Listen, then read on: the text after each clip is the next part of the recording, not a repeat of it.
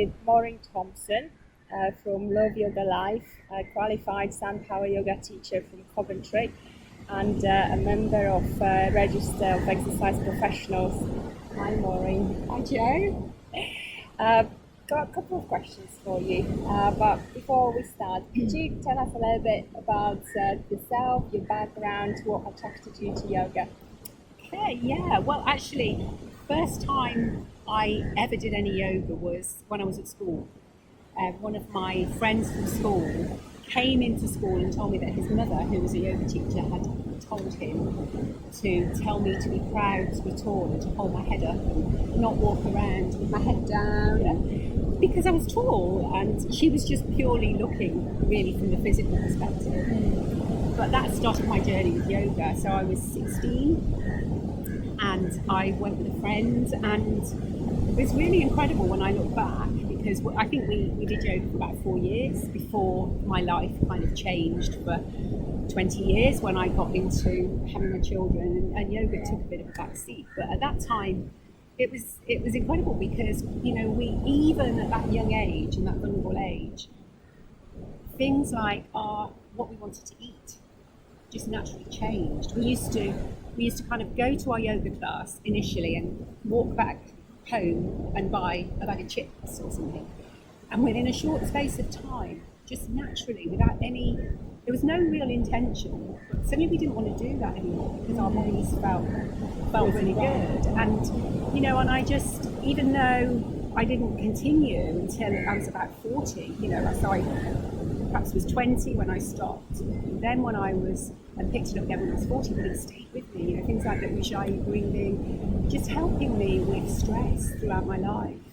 And then when I came back to yoga, things had changed dramatically. You know, I'd been taught by an Iyengar teacher who was being trained by Iyengar himself in London. And suddenly I discovered an Ashtanga class, which excited me because it was dynamic. But it wasn't really until I decided that I wanted to become a yoga teacher. So only 11 years ago, after a long career in the business world, working at Land Rover, you know, a typical commercial environment. And I left there and embarked on this amazing path. And very soon, I started to understand why yoga was so important in my life. Because even though I knew it made me feel amazing mentally, I didn't understand the philosophy. I didn't understand why it was so much more than a physical practice. And, you know, once I started to read some of the ancient texts and get an understanding of, you know, yoga's real purpose, which is nothing about the physical, which we in the West have always considered it to be. Or want to be more flexible, I want to be fit, I want to lose weight. And yes, people did think of it as stress relief, but not in the way that yoga really impacts you. You know, I always feel that, you know, I've got such loyal students that come back and back and back, and it's not the physical practice that is really drawing them back. It is that amazing way that it makes you feel, and it makes you feel you can cope with life. And so, you know, my journey just gets better and better and better, you know, and you know, you never reach a point where you know it all. There's so much, and every step of my journey just seems to get richer and richer and richer, you know, and the physical actually directs you into the spiritual path, you know. So by practicing the postures, even if your only intention is to become fit and flexible, it takes you there, whether you know that that's what its intention is or not. It just takes you there. So I'm so grateful. I feel blessed. Right, it seems like a journey not just throughout the years, but also a journey through different layers of yourself. Yeah, oh, without a doubt, absolutely. Yeah.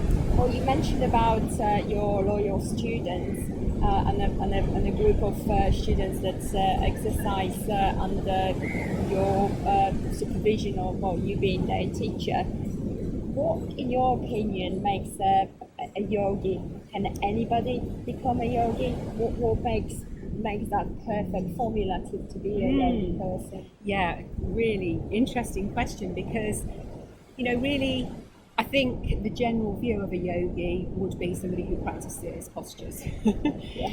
But, we've already kind of touched on the spiritual aspect of yoga. And so the word yoga, the root of the word yoga is yug, which means to yoke.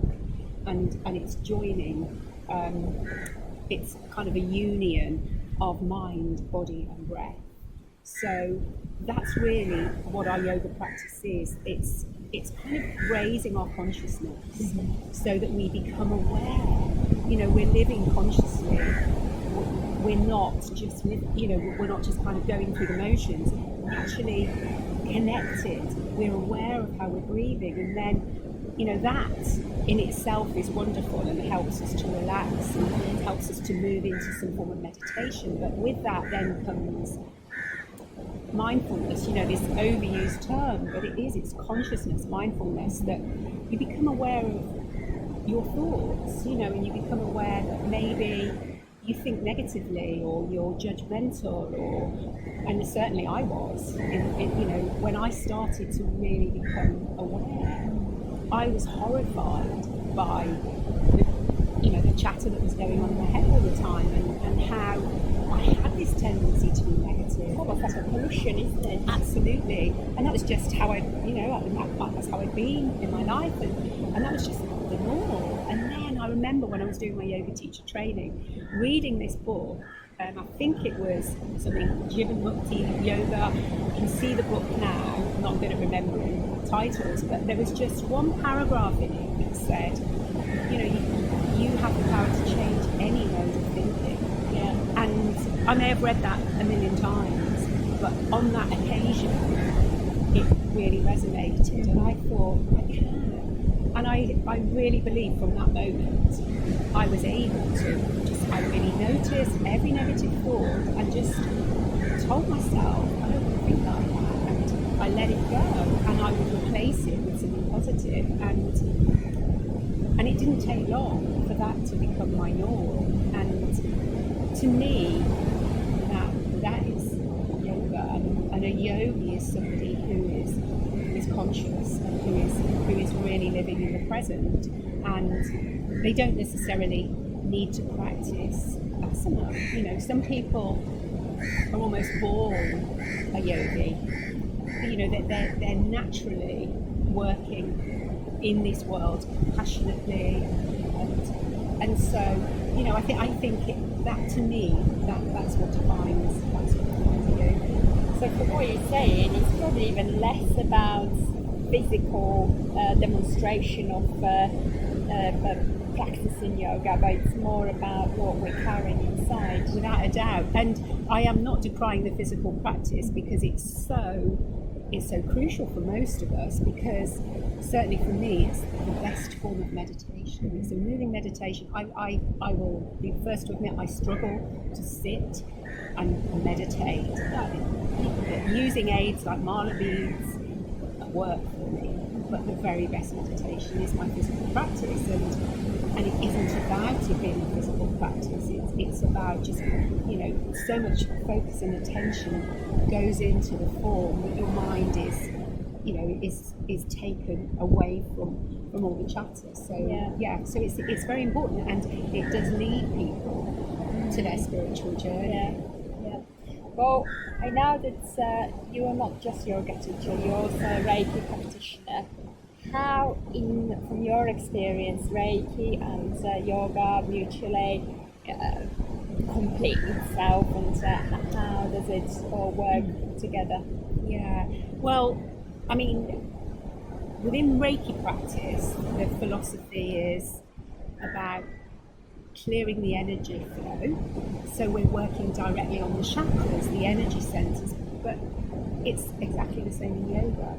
Every yoga posture is working on one or more of our chakras. So both practices are helping us to basically to live more peacefully in this world, and to free up the blockages that are caused by emotional stuff that's going on in our lives. And so to me, it's almost one and the same. But some people have a preference, to work with their energy in that way. But I'm also really passionate about using sound in healing. So I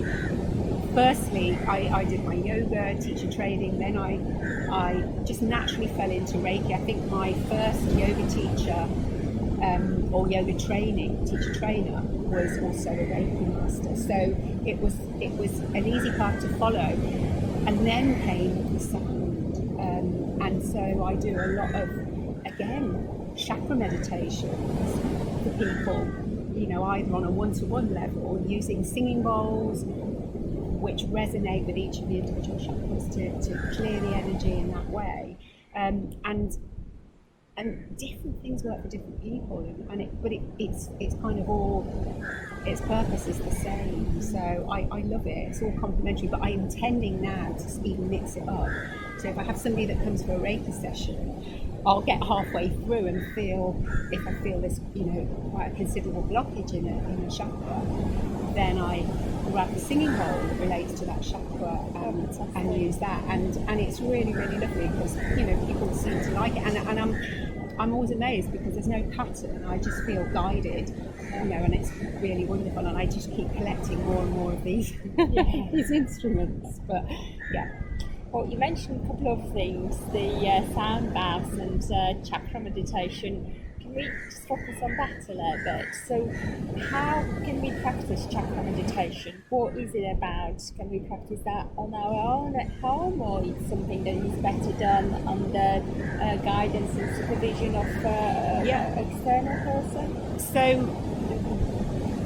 when I run these sound baths as a group session, I think I've probably been running them for about 2 years now, and so we always start with this chakra meditation, which is a combination of all the things I think that I've ever learned about how to work on unblocking the chakras. And when I was pulling together the session, it just made sense to use everything that I had at my disposal.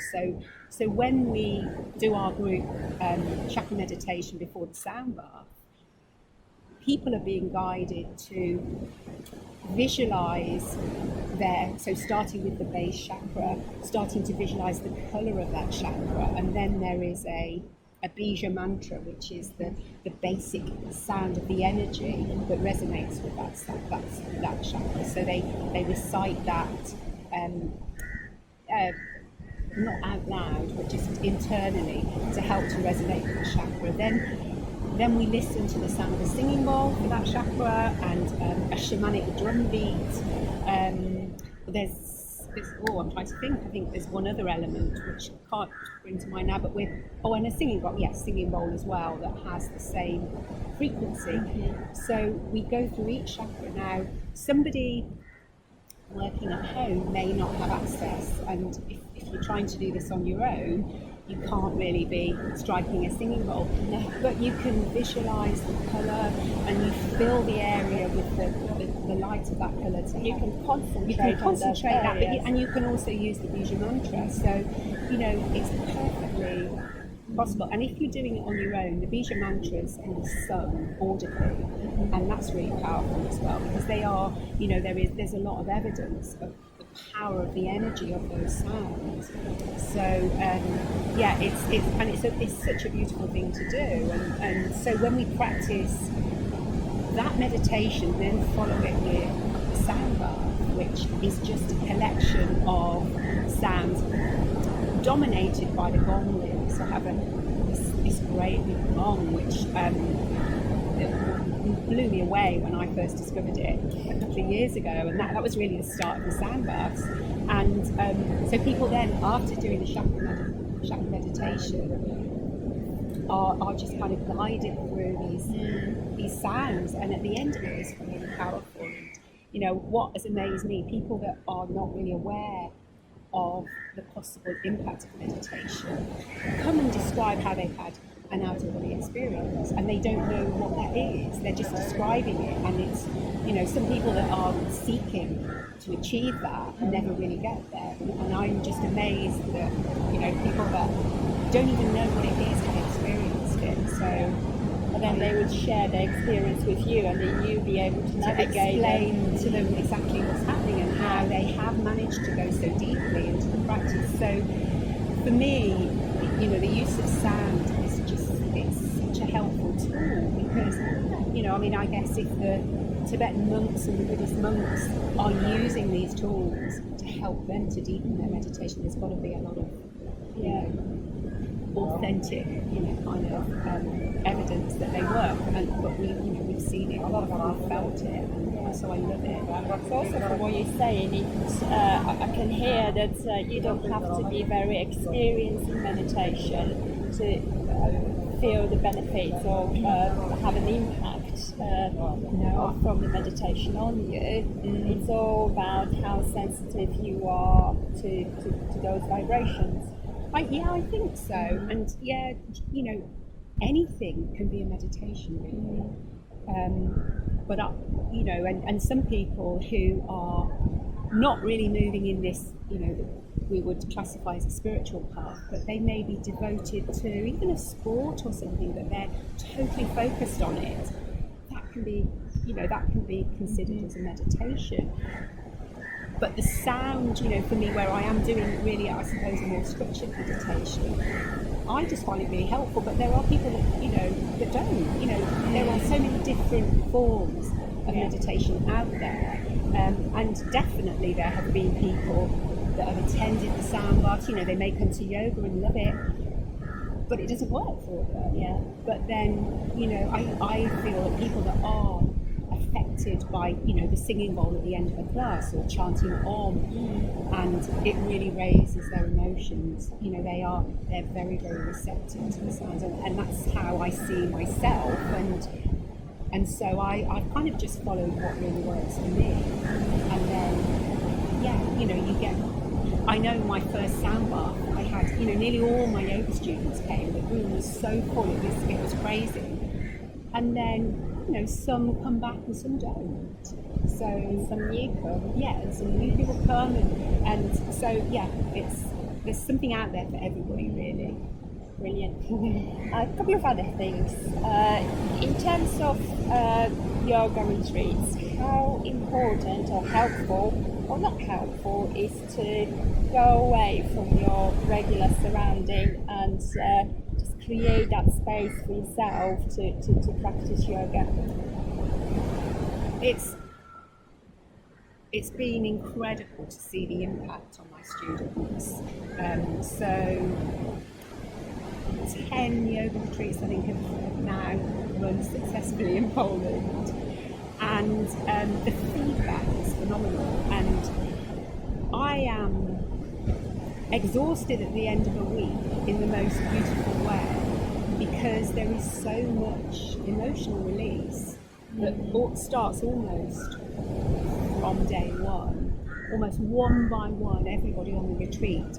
Some who have come feeling wonderful, but bit by bit, deep-seated emotions start to uncover, and it's incredible and quite difficult to manage initially when I really was not as tuned in or aware of what was going on. But it's so wonderful, and then the healing that comes from that emotional release is incredible, and it just moves people to another level, and it's just fun having that community of like-minded people all together, with such diverse lives and interests, and the friendships that have been formed are phenomenal, really, on every retreat. And we get lots of people coming back as regulars, and new people joining, and everyone's welcomed into the group, and it's I love it. It's it's been such a fantastic opportunity. Brilliant.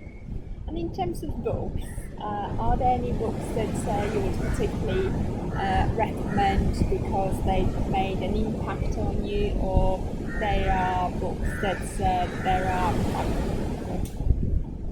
fundamental for any yogis. Would you be able to recommend any?